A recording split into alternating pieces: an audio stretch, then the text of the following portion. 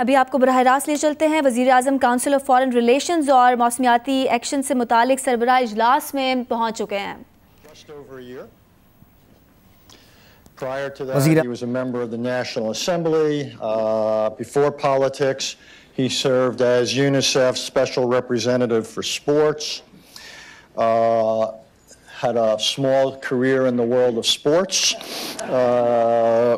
where he is widely recognized as one of the great cricket players in history and led Pakistan's national team to victory at the World Cup. A lot of other things. He was at Oxford in the early and mid 1970s, along with others, Tony Blair, Benazir Bhutto, and quite a few other distinguished people who went on to have extraordinary careers.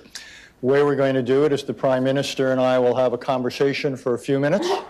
Bless you, somebody. And then we will open it up to you, to the members, for questions. Prime Minister also, I should say, has a packed schedule. So we are going to try to end this so he can brave the traffic by just under an hour from now. Ask you to remain seated when he goes. I can't resist, so one question. First of all, again, thank you and welcome, sir. One question about your previous life. Is there anything that you took from your previous life of cricket that has served you well in the world of politics that you now find yourself? Well, Richard, thank you very much first for inviting me here, giving me an opportunity to talk about my country. Cricket, like any sport, I think it teaches you the most invaluable lesson of life. And basically that is that whenever you are aiming at some goal in life, it teaches you how to struggle, the ability to take the bad times, the setbacks.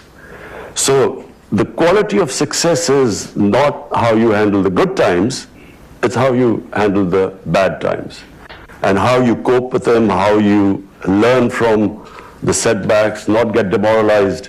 So that's the only way I could struggle for 22 years before I got into this position. Well, speaking of struggle, let's talk about your economy for a minute, if we may. Over the years, I believe Pakistan and the International Monetary Fund have reached more than a dozen agreements. You just reached one rather recently, I think on the scale of $6 billion. You yourself, when you ran for this job, you were critical of it, yet you've now entered into it.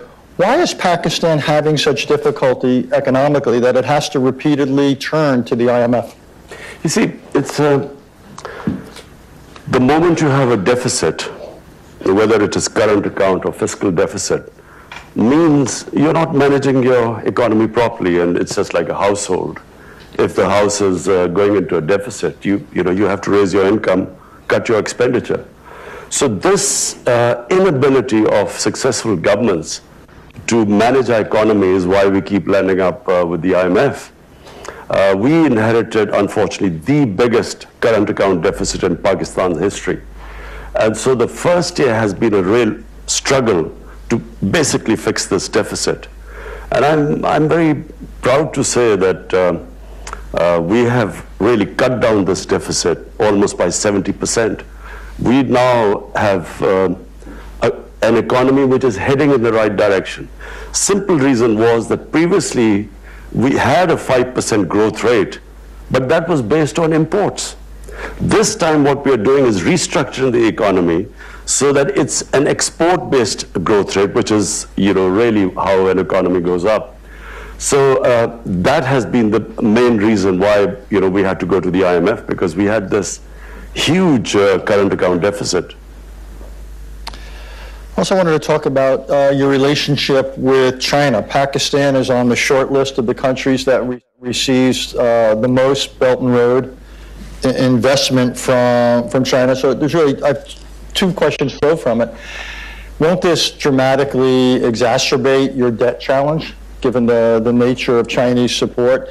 And how does Pakistan make the claim that it's going to retain its full sovereignty, given that it's allowing or inviting China in to do projects on such a scale?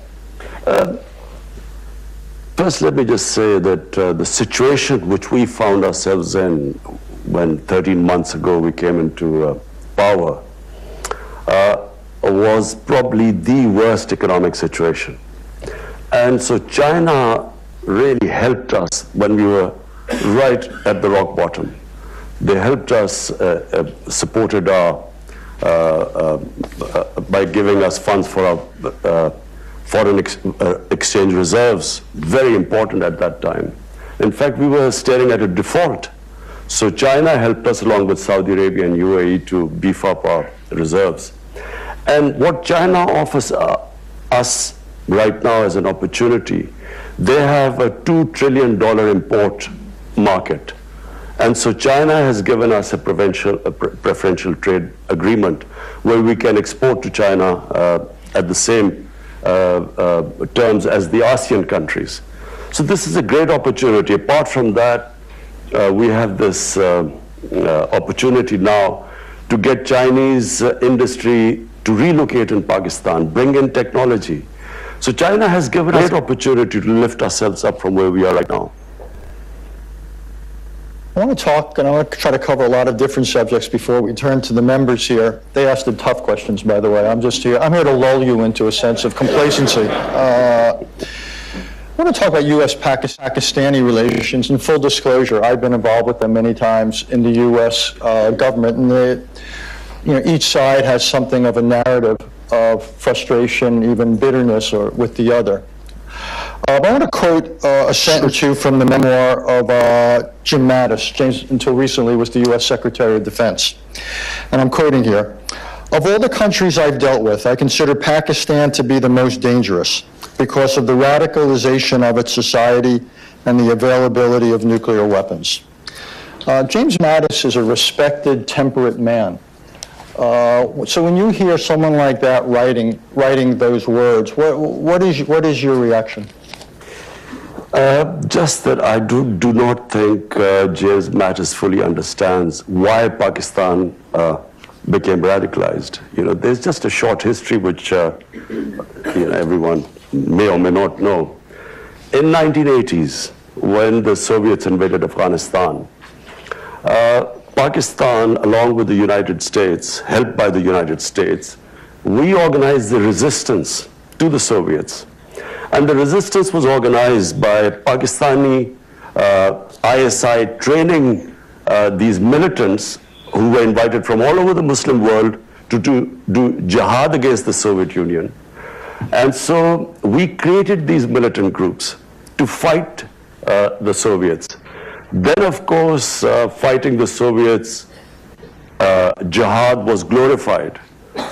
And I never forget when Ronald Reagan invited the Mujahideen leaders to Washington, and he said they reminded him, and I quote, the moral equivalence of the founding fathers of the United States. So jihad was, jihadis were heroes then. Come 1989, Soviets leave Afghanistan. The United States packs up and leaves Pakistan with a lot of those who would have reminded Ronald Reagan of the moral equivalence of founding fathers, and we were left with these groups.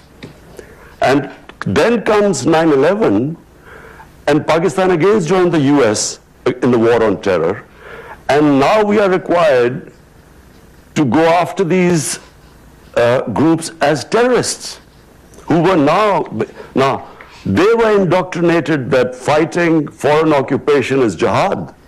But now when the US arrived in Afghanistan, it was supposed to be terrorism. So Pakistan took a real battering in this.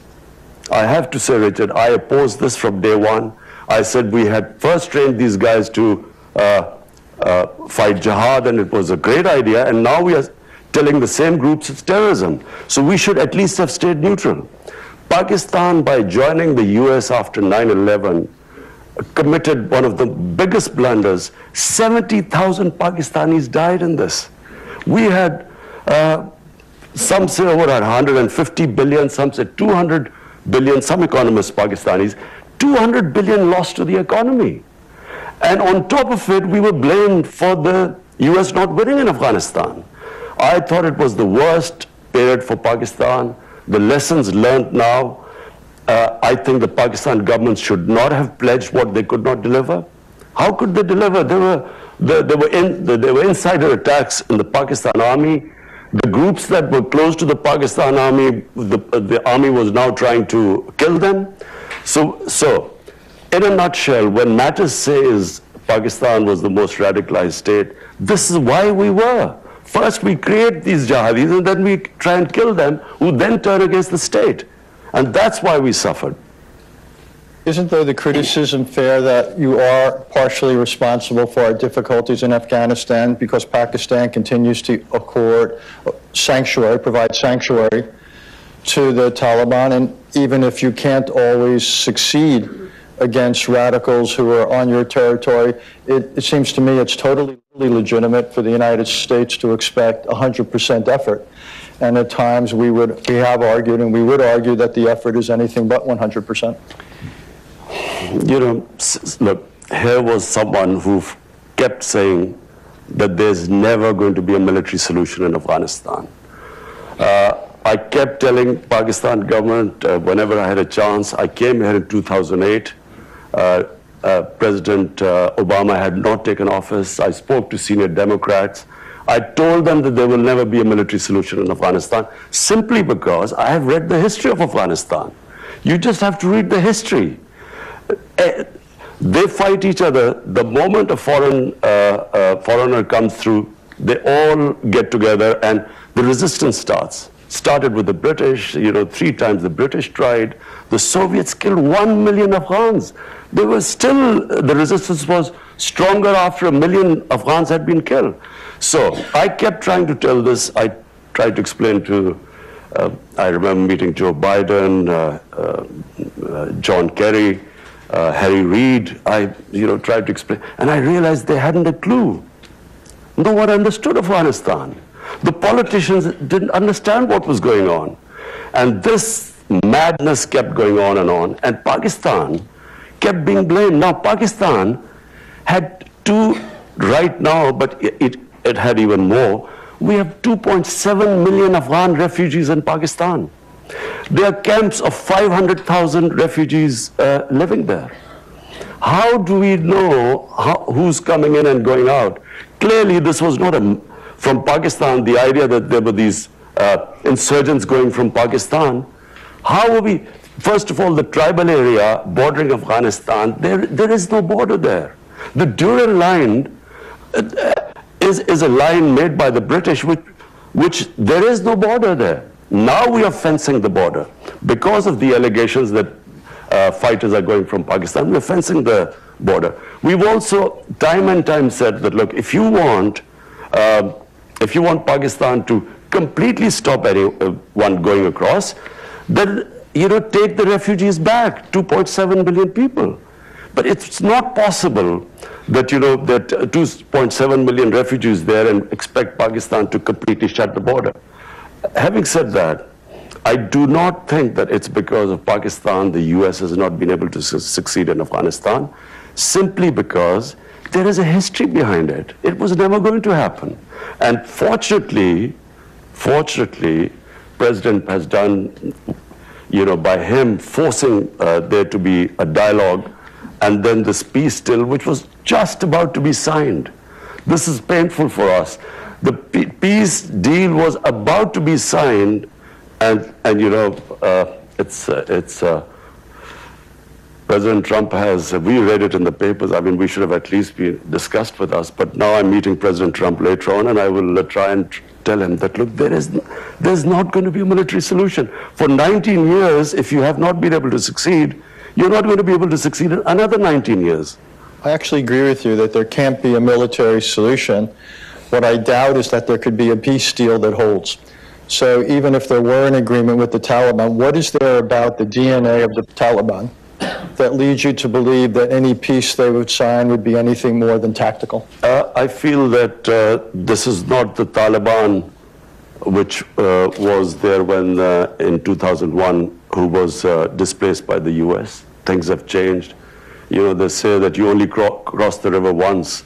This is realities have changed. They have learned. Taliban realized that they cannot control the whole of Afghanistan. The Afghan government knows that they cannot, there needs to be some sort of a peace deal. There has to be a political settlement. Let's just face it. You only have two choices. Either you fight or you have some sort of a political settlement. There's no point in fighting anymore. I wish that this deal had been signed, there would have been ceasefire, and then we would have proceeded towards the only way there's going to be, the US is going to eventually take the troops out and there'll be peace there. So, I agree with you, Richard, it's going to be tough. I never for 1 minute assumed that this is going to be easy, but it is the only way. Actually, I actually think there is a slightly different way, which is, one idea is we would fight for military victory. I agree with you, that's not within reach. I am profoundly skeptical of a peace agreement.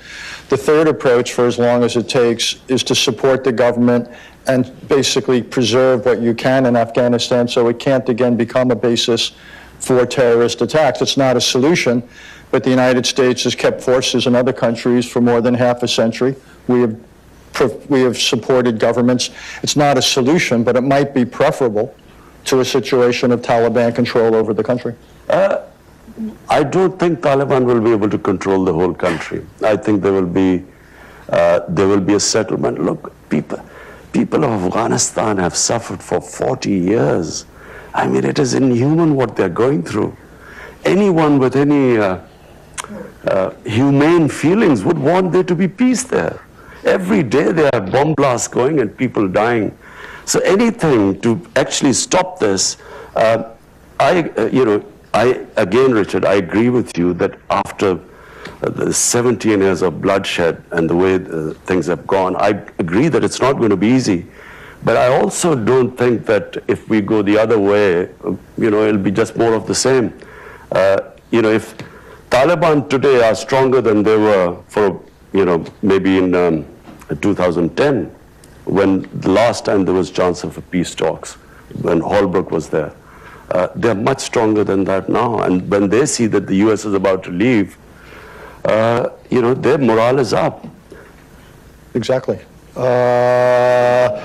Which is why some of us are skeptical. But no, so what I mean is that military is not the solution. If they're now feeling stronger than before, they're not going to be able to give up if you kill or bomb more of them.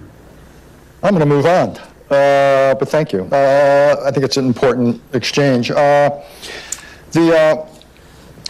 bin Laden, when he was found and killed by American troops, he was just outside of your capital. Has there ever been a Pakistani investigation, a government investigation, as to how that could have happened? That he could have been living there for so long? There has been an investigation, but I don't know whether as far as I know, the Abbottabad commission sat down, and I don't know what the conclusion was. But I can tell you one thing. You see, I again go back. The Pakistani army, ISI, trained Al-Qaeda and all these groups to fight in Afghanistan. There were always links between there had to be links because they trained them. Now, as I said, after 9/11, when we did a 180-degree turn and went after those groups, not everyone agreed with us. But in the army, people didn't agree with us. And so, as I said, there were more insider attacks in Pakistan. General Musharraf, there were 2 attacks on him, suicide attacks on him, which were insider from within the army. So people, so as far as I know, and I think there was a statement by President Obama that Pakistan military, the army chief, the ISI chief had no idea about this. Because I think they were listening, to the conversation the night the raid took place. And they said so. So if there was, it was probably at lower levels who already had contacts. actually wanted to follow up on something, and I don't mean to be disrespectful, but in the modern history of Pakistan, I would say most outsiders, when they look at the Prime Minister as a position, and they look at the strength of the Chief of Staff of the Army and the head of the ISI, the Intelligence Directorate, they would say the preponderance of power is in the hands of the other two individuals, the head of the Army and the head of Intelligence. Is that a fair characterization? So do you really feel limited in what you can do as Prime Minister? Look, in any democracy or any form of government, democracies function because of moral authority. If democracies lose their moral authority, then the physical strength and authority lies with the army. In our country, because space was given due to a lack of moral authority, because of corrupt governments, the army, naturally there's no vacuum, so it moved in. I can tell you that since I have been 13 months in power, every policy of mine is in our manifesto. We wanted peace with all our neighbors. We opened the Kartarpur corridor, opening up. Normally this would have had security implications. Our security forces would have resisted. Our policy with Afghanistan, which we reached out immediately to Afghanistan, to President Ghani. I have invited him to Pakistan. We speak regularly if there's any issue. Every policy of my government, which was peace with our neighbors, has been backed by the Pakistan Army. I'll even go further. The only time the Pakistan Army has cut its military budget is when my government started an austerity campaign and they followed, and they actually took a cut in their military spending. It's never happened before. I can tell you that all policies of my government have been completely backed by the army.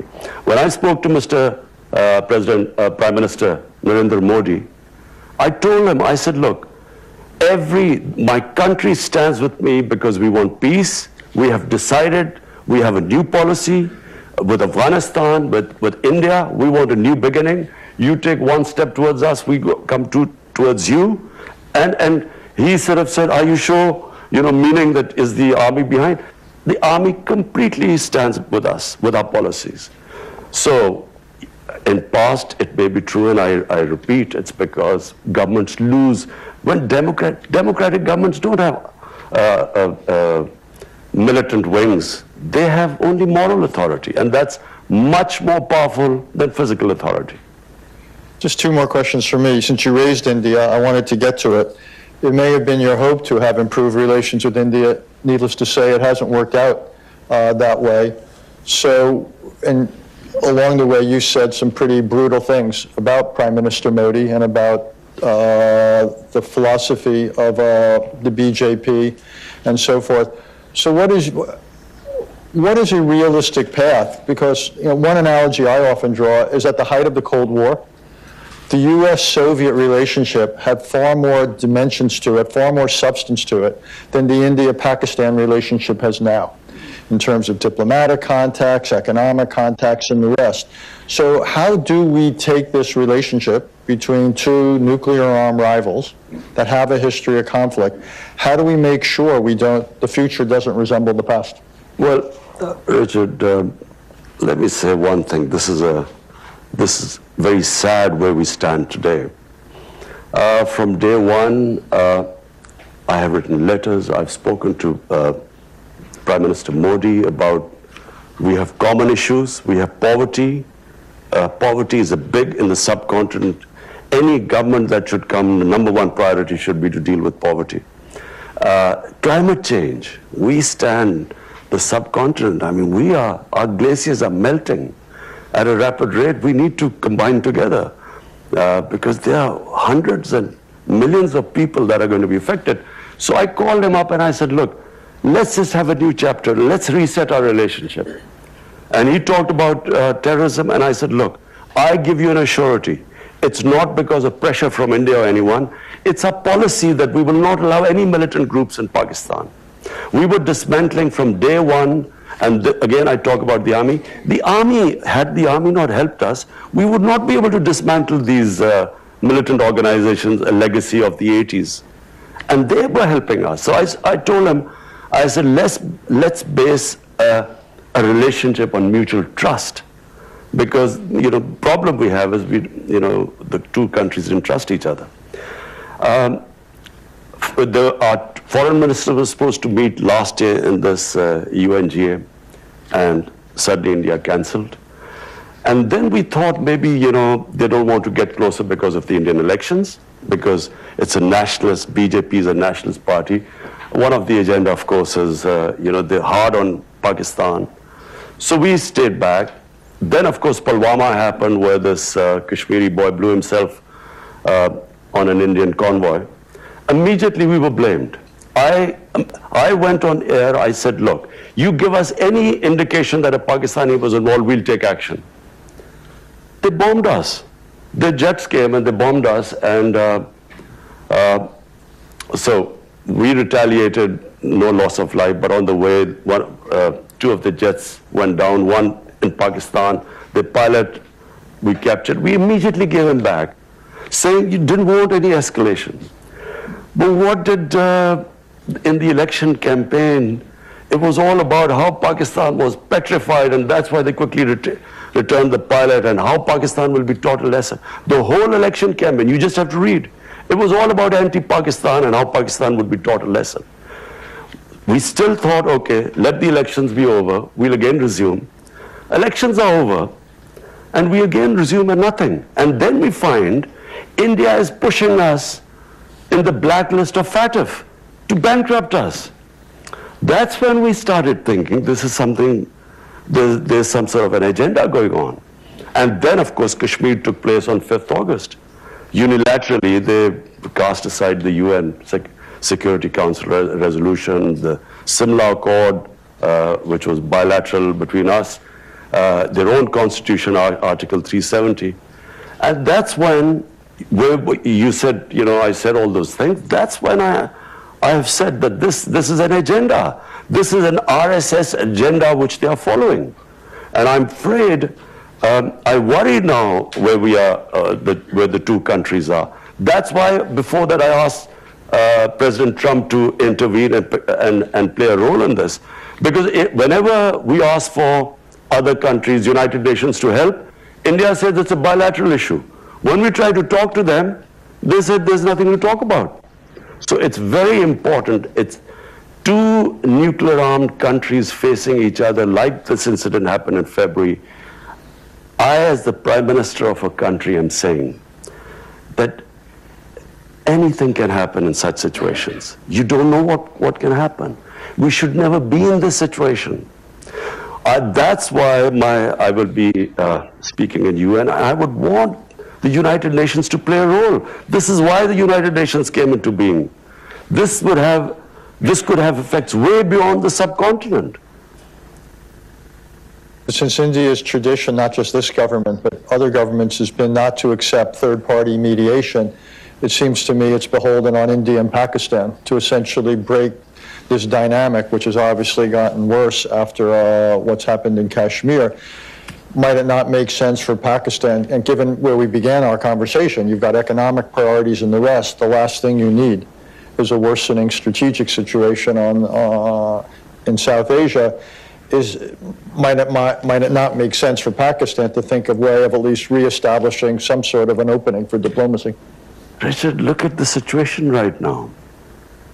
There are 8 million Kashmiris for 50 days have been shut inside. 50 days, 900,000 Indian troops have shut in their homes, 8 million Kashmiris. How am I going to talk about what? And unilaterally, they have reneged on international laws. This was a disputed territory, Kashmir, between Pakistan and India. The United Nations, the Security Council, had given the people of Kashmir the right of self-determination, which was never given to them. Now, how do we start talking to anyone? How can we speak to India? At least what I expect the international community to do is to ask them to lift the curfew. It's inhuman. It's violation of every humanitarian right of the people of Kashmir. I should just tell the members here before I go to questions is that the Indian Foreign Minister will be here later this week, so I expect we will return to some of these. And I hope you'll ask proper questions to him, not be too diplomatic.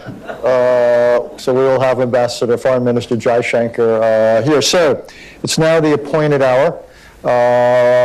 Remember, this is on the record, and please, the shorter the questions are, the more succinct, the more we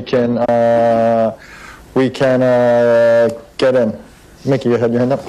Just wait for a microphone. Let us know who you are and your organizational affiliation. Hi, good morning. I'm Minky Worden from Human Rights Watch. Our discussion today has proceeded without any mention of rights for 150 million women and girls in Pakistan. As Human Rights Watch has documented, there are serious problems with access to education, forced marriage, child marriage, and honor killings. What are your plans to deliver justice and accountability for women and girls? Thanks. Our main plank of our manifesto is rule of law. All the things you're saying is because we have weak enforcement of law. We have laws protecting women, we have laws protecting the weak, the minorities, and at times when these violations take place, it's because our enforcement, our implementation is weak. But I can tell you right now, 13 months, we have taken steps to protect our minorities. We have taken steps to protect the worship places of the minorities. The initiative which we have taken with the Sikh community is opening up the Khitab corridor is unprecedented. We are now in the process of restoring places of worship, because Pakistan was also the center of Buddhist civilization, and also the Hindu shrines. So my concept of Pakistan is where our minorities are equal citizens. They have all their rights are protected. All the women, the weaker sections, the poor people in our country, we have come up with the biggest ever poverty alleviation program despite our fiscal constraints. It is one of the, in our history, it's the biggest poverty alleviation campaign which we've started. So to sum it up, my idea of Pakistan is basically rule of law, and not just protecting the weaker sections of the society, but also helping those areas of Pakistan that have stayed back, like FATA. FATA has merged with Pakistan for the first time with KP, and we have spent funds to rehabilitate the people of FATA because of the war on terror. Just so you understand, in the World Economic Forum report, Pakistan comes in literally second to last in terms of the gender gap. So is what you're saying that the challenge is to enforce existing laws, or do you really need new laws and new programs to help girls and women have opportunity? You don't need new laws, but you need special packages for those sections of the society which have been left behind, which includes, this program we have is one of the biggest, the most comprehensive program for women in rural areas to lift them out of poverty. Sure. Jeffrey. Jeff Laurenti. Mr. Prime Minister, following up on your answer just now, which broadened the aperture from women to the minorities in Pakistan, and Richard's earlier question about radicalization there, you have seen bombings of Shiite mosques in Khitab and elsewhere, the assassination of Governor Salman Taseer by an Islamic extremist, the capital death penalty case of Asia Bibi, who was finally allowed out of Pakistan for being a Christian who didn't entirely reverence the Prophet Muhammad. And you have publishers who are fearful of Islamist attacks and such. Is there any progress made on reforming those blasphemy laws, and how pervasive is the sense of of the tiny minority of fundamentalists being able to employ violence in order to enforce religious conformity, and you get help from elsewhere in the Muslim world, like Saudi Arabia, at being able to progress toward a more moderate Islam. Okay, first let me clear one thing. There is only one Islam. There's no such thing as moderate Islam or radical Islam. I even heard yesterday that there was this radical Islam. There is only one Islam. Islam, like all human communities, has its radicals, majority moderates, and then of course some lunatics who every human society has it. There you might have your racists. When I first went to England, there were these skinheads who would beat up people because of the color of their skin. So there is only one Islam, and the Islam we follow is the Islam of Prophet Muhammad sallallahu alaihi wasallam. And that Islam, according to the Prophet, all of us are born children of Adam, so we are all equal, regardless of our color of our skin. That Islam gave complete rights to minorities. In the state of Medina he created, a Jewish citizen wins a case against the Khalifa, the head of state. He loses a case against a Jewish citizen, which means that they were equal citizens if they could stand and win against the head of state. That's the Islam we follow. In my vision of Islam, all human beings, regardless of their religion, are equal. Now, if we have not been able to enforce our laws, it's because, unfortunately, we have ruling elites that have kept themselves above law. And when that happens, and Pakistan is not the only country like this. There are countries where you have sections of populations, the elites, above the law. And when that happens, there is no rule of law. Then might is right. So my party is called Tehreek-e-Insaf, Movement for Justice. And justice means justice for all human beings. In fact, for me, justice means for animals too. Because in the state of Medina, who we look up, for Muslims there is only one model, and that is the Prophet created the state of Medina. That state of Medina gave rights to women first time, property rights. That state of Medina first introduced progressive taxation. First welfare state. State took responsibility of handicapped, orphans, widows, poor. That state of Medina had rule of law. No one was above law. So, and as I quote, a Jewish citizen could win a case against the head of state. That's the state we want. That's the ideal we move to. Unfortunately, we are not close to that ideal, and this is why 13 months on the line, we have, at least what we have done is, no one would have touched the criminals who plundered our country. No one would be able to put them in jail because there was one law for the powerful and the other for the weak. So it's a process. It's not going to happen overnight, but this is my ideal. Yes, ma'am. Thank you very much, and thank you for your comments. My name is Rina Amiri. I'm from NYU, and I'm an Afghan American. And you're right that Afghans are tired of war. They desperately want peace. And they supported Ambassador Khalilzad's efforts. But it was a peace process that left them deeply anxious, and they felt it was imbalanced in favor of the Taliban and that it emboldened the Taliban. They would seek the support of Pakistan for reigniting peace talks, but one in which a number of the issues that they are concerned about are on the table, including having talks with the Afghan government either directly or through proximity talks. They want more explicit language from the Taliban on women's rights and minority rights. And they want more explicit language denouncing terrorism or links to Al-Qaeda, none of which were there when this agreement was nearly signed. Thank you. I would just like your comments, and if that peace process, if and hopefully when it's reignited, what support can the Afghan people get from Pakistan in this regard? Thank you. Well, number one, what the people of Afghanistan have gone through. Forget me as a Pakistani, as a human being, we should all pray that they have peace.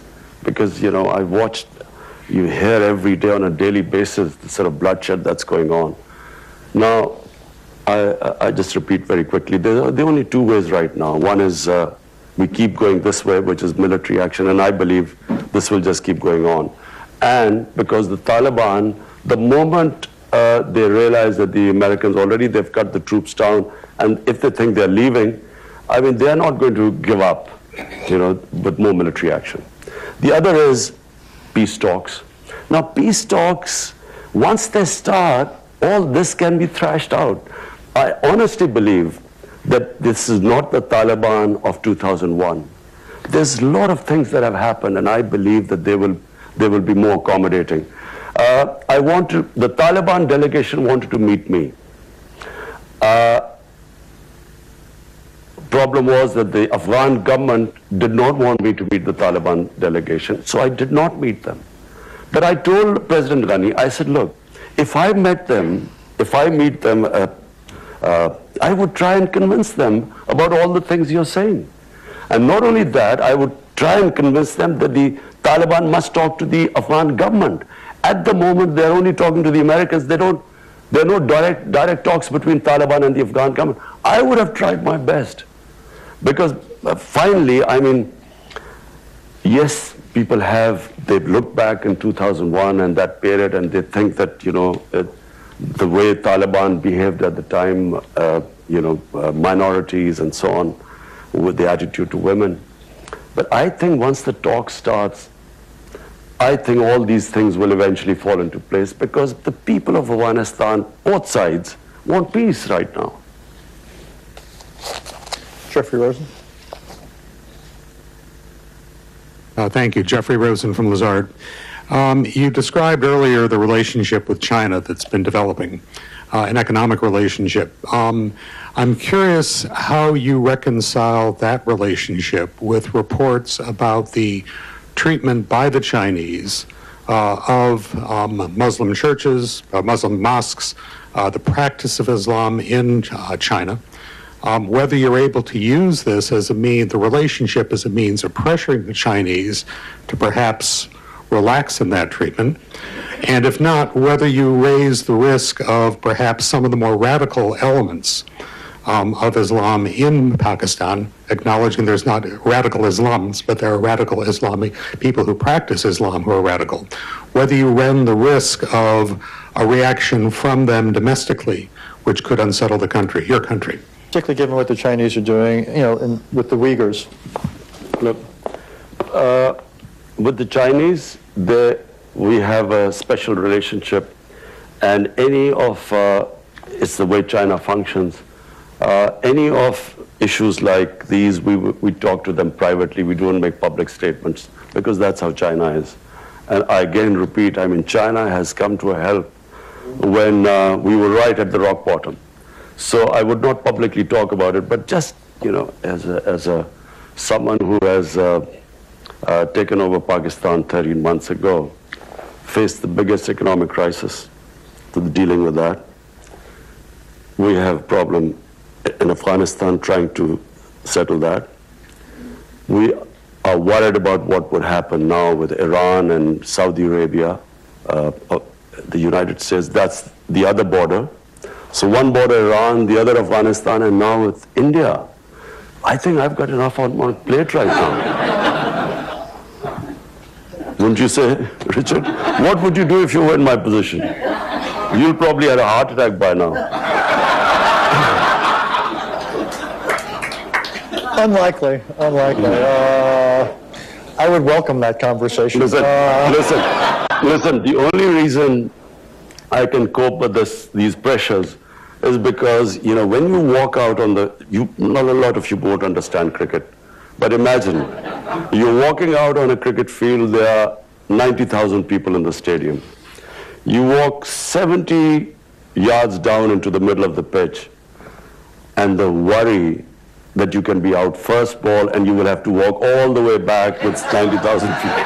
So that takes character. It builds So you are able to play under pressure once you cope with that, and that's the only way I have coped, and Richard, you would not have been able to. I'm telling you.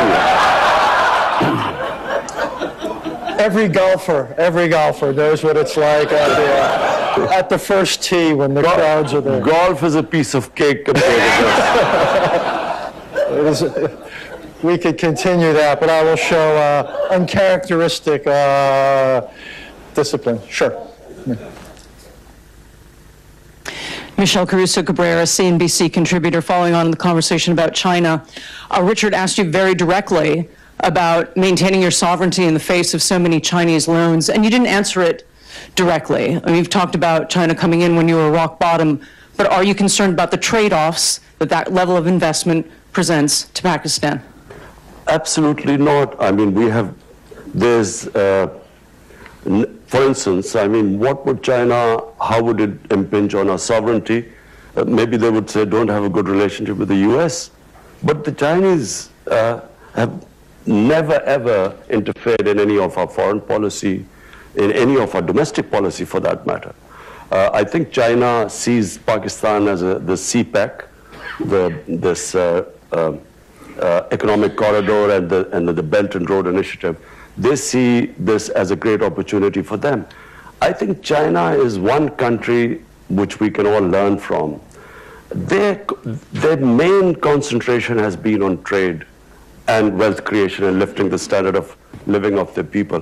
What I admire about China the most, in 30 years they have taken 700 million people out of poverty. It's never been done in human history. And when I came, if you ask me, what is the one thing I want in Pakistan? Lift 100 million Pakistanis out of poverty. This is our main thing. So that's where we have learned a lot from China, how they tackle poverty in these last 30 years. So the answer to the question, there have been no demands by China which restrict our sovereignty. Are you not put off that China has accomplished what you said, but they've done it at a great price and cost in terms of democracy, human rights, and the rest, not just for Muslim Chinese, but for all Chinese? Are you not put off by that aspect of the cost of their development model? Well, you know, who am I to comment on China? But the fact is that if any human society can accomplish this, you know, this is humane. This is taking people out of poverty. I mean, I admire that the most. For me, if I had, but I don't have, unfortunately, the Chinese model, and if I could order people around, and I could get people out of poverty. Not just that, the way they've tackled corruption. Unfortunately, I can't do that in Pakistan. 450 ministerial level people in the last 5 years have been put into jail on corruption. I mean, I wish I could do that in my country.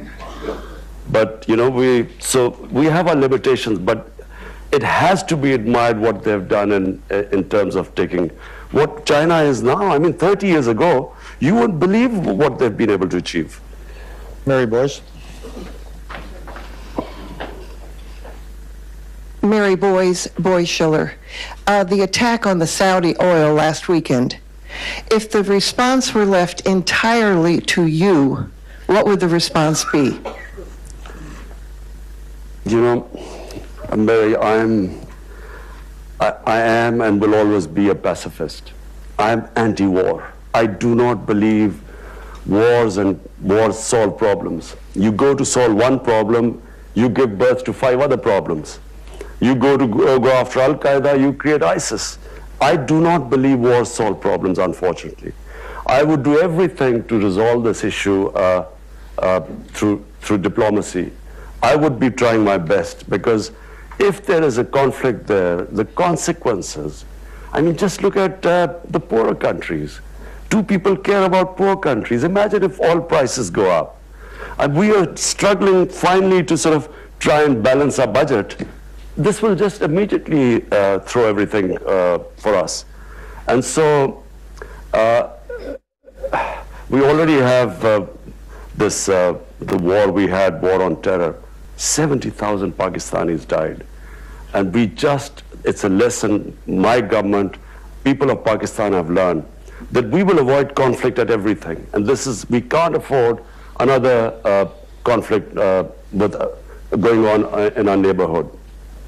Yes, ma'am. You've been very patient. Masuda Sultan, All in Peace, a coalition of Afghans and Americans looking to end the longest war in American history. I wanted to thank you for your comments on Afghanistan and the war. And you've been supportive of U.S. efforts at peace negotiations and indicated your willingness to encourage Trump to continue negotiations. My question is, what steps do you intend to offer to take as the Pakistani Prime Minister to advance the dialogue? For example, you mentioned that you didn't meet the Taliban when the Afghan government requested you not to. So what other steps do you intend to take? And how does the Kashmir issue complicate, or does it the Afghan issue?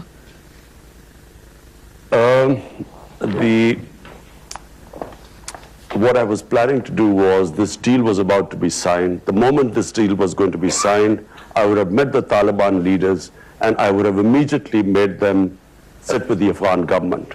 So that was the last thing left. At the moment, the Taliban wanted talking to the Americans. And so once they had, the deal was signed, then we would have got them to talk to the Afghan government. I would have tried my best. And I feel that that was the way ahead.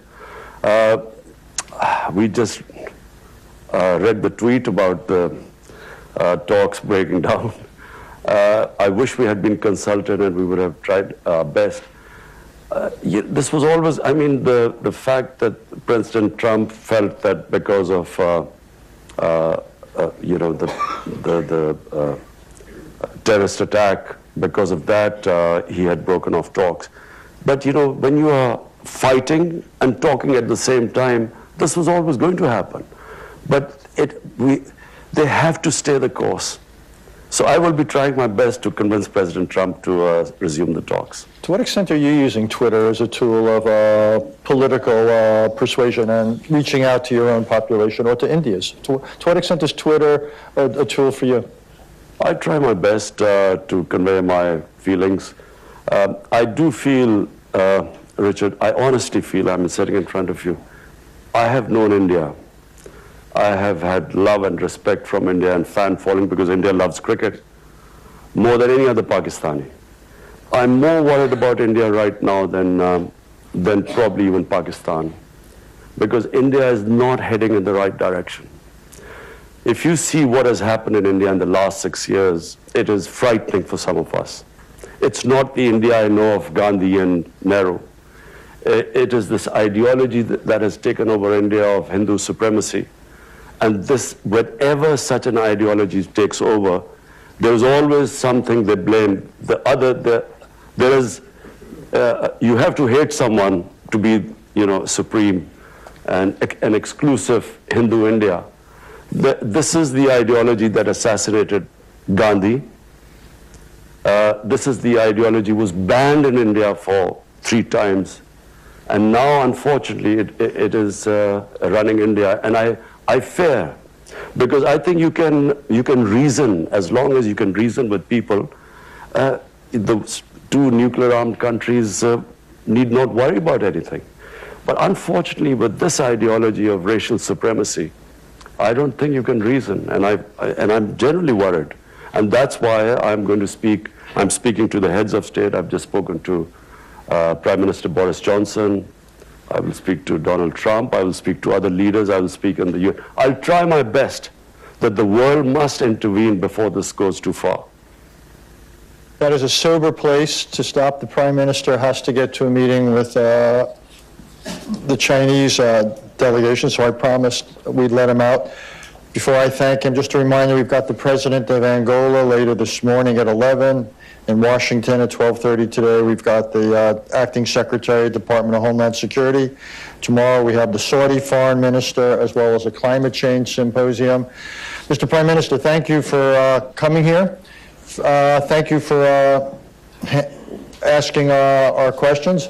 I look forward to continuing the conversation on what you might do, as well as cricket versus golf.